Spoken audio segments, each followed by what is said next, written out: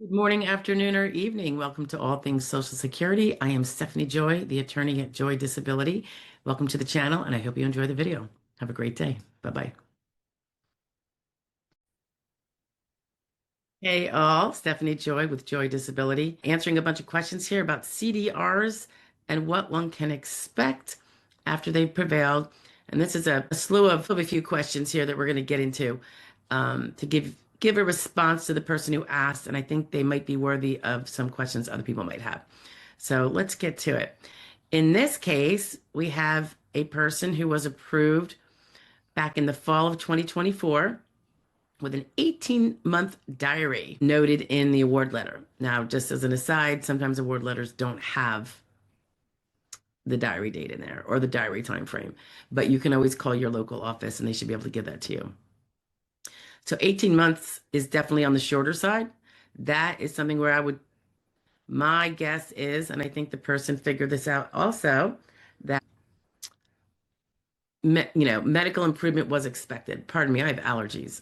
The allergy season is coming upon us. It is now late March of 2026. So, indeed, it was even less than 18 months later that the beneficiary now, and by the way, thank you for your service, Mr.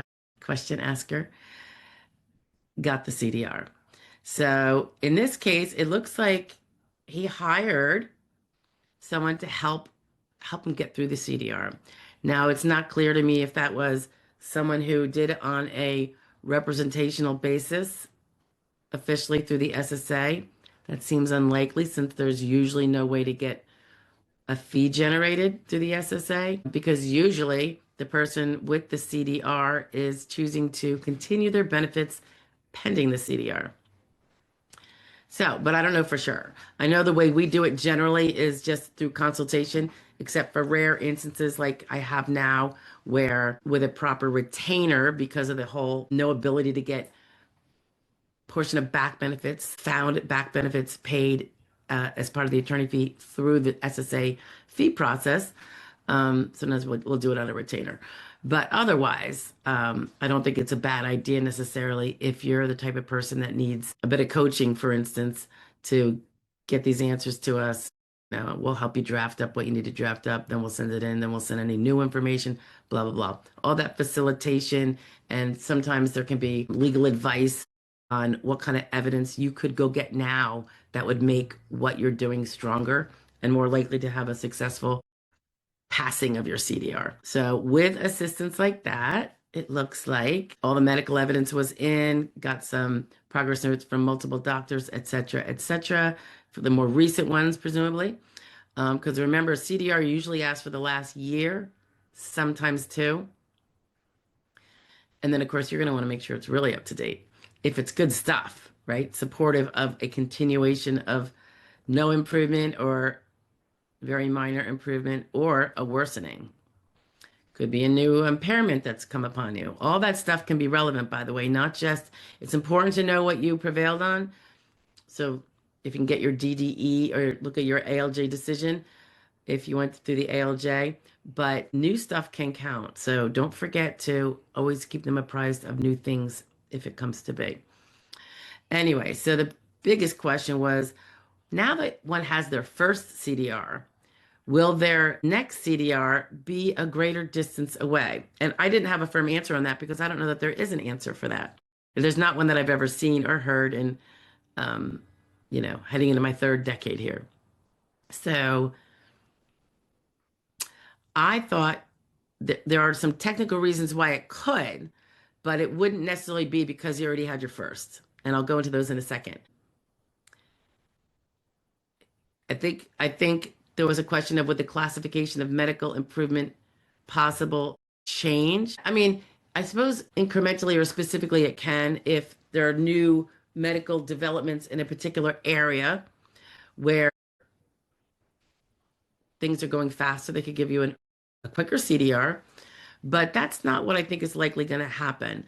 What I think can happen is you're aging as you go through time, you're a beneficiary, and your next CDR comes along, you are now older. And eventually you're going to be passing into a different age category where the SSA has a more difficult burden of establishing perhaps that you could return to work.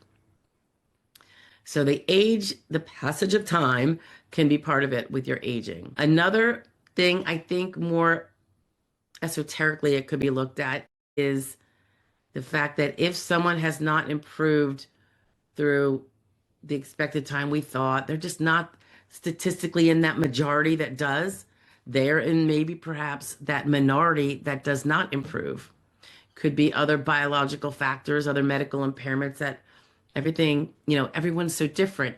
And I do think in that regard, not because it's your first CDR that you had, but because when you were expected to perhaps recover like the majority of people do, you didn't. So something is different about you. So I think in that case, when they see a progression of no improvement, I do think they're going to start thinking of a longer CDR schedule. If you have new impairments at your first CDR that you can now are going to become evident in the records that you didn't, it's not even what you won on, but now you have, say, you didn't have a spinal condition, but now you have MRIs revealing a pinched, nerve at the L4, L5 level, and you're complaining of back pain, and that wasn't your big thing before, obviously that's going to implicate, and again, that's all overlapping and intertwining with the fact that you're aging, you're already found disabled, blah, blah, blah. All these extra impairments can make a difference. Let's see. Another question was, would it move to a longer period because the first win was very, no, first response approval on the CDR was fast. All right, so he got notice of the CDR within 2 months with the help of the assistant getting everything in. It was completed and he had passed it. I don't think that would really be a strong factor. I don't know why it would. I think you were very good about getting everything in. You were very proactive, so they didn't have to take a lot of time to bug doctors and try to get things that might have taken longer without your help.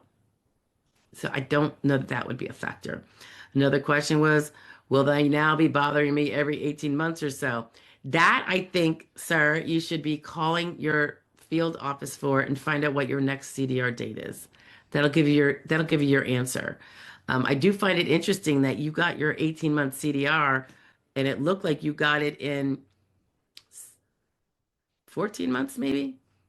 I think if I'm doing this calculation right, from October of 24 to December of 25. So that I found interesting. Um, yeah, I found that very interesting. I suppose they're just blowing through those CDRs because remember, the CDR process had been stalled for 6 months in 2024, put on hold. You get to drag it out a little bit longer, in other words, until you get your CDR. Some people find that good. I don't know that I find that good. I don't know that it's bad, but it certainly could be stressful. So then they started banging through them, I suppose, and maybe they're getting all caught up. I do know recently, I announced this in a different video just a couple weeks ago, I think, that the federal government announced that the CDR, the SSA announced that the CDR review process is going to be pulled out of the state agency where the adjudicators are working on initial and denial claims. I'm sorry, initial and reconsideration claims, and being pulled back to an internal unit so that the state workers that do the federal work on the SSA initial and recon claims can focus on getting those people through so they can finally get a determination. If they're owed benefits because they're found disabled, can start getting them faster instead of waiting 18 months. So I thought that was a really great move to help getting people who need to be on it faster as opposed to waiting forever. And, goodness knows what can happen during that wait for some people. What else? What else? What else? Oh. Yeah. So whether or not you're going to get another one in 18 months, I would call tomorrow and ask the field office when's my next CDR date. Then you'll know. And just do the things you've been doing. It sounds like it's going to be just fine. I don't know your vocational profile, so that's a little concerning. I don't think I do. No, I don't think you said.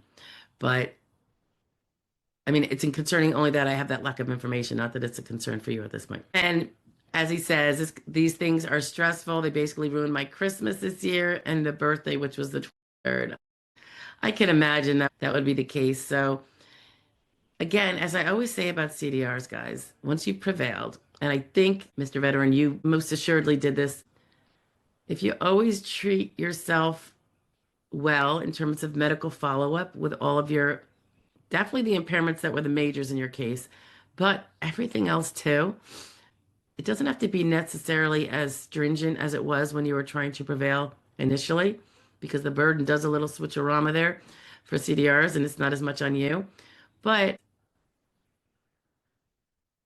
stay on top of it. Don't act like you are no longer disabled and not seek treatment. I've seen this happen before.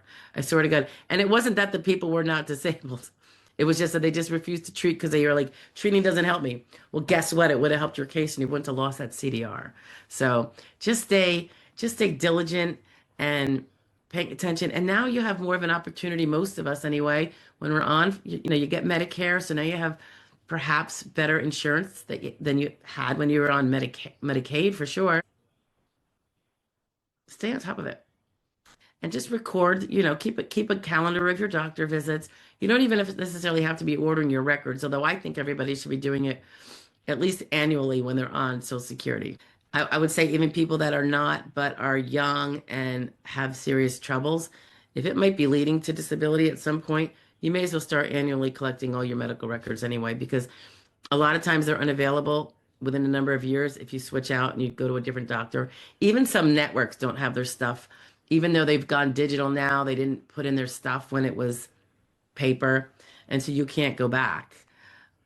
Just something to think about in terms of staying on top of a future CDR, or for those folks that they might eventually have a case, not just a CDR, but a case to begin with. That would particularly be true for DAC individuals, people that have been disabled or very impaired since before age 22, who may later on, 20 years from after the fact, have a DAC claim on a parent's record because the parent is now disabled or retired or deceased, and this person meets all the other criteria for a DAC claim, just has to file and prove that he's been continuously legally disabled the whole time, and that will take those medical records to do that. Okay, I think I'm losing my voice, but anyway, good to see you all. I hope that was helpful, and I will talk to you later. Bye bye.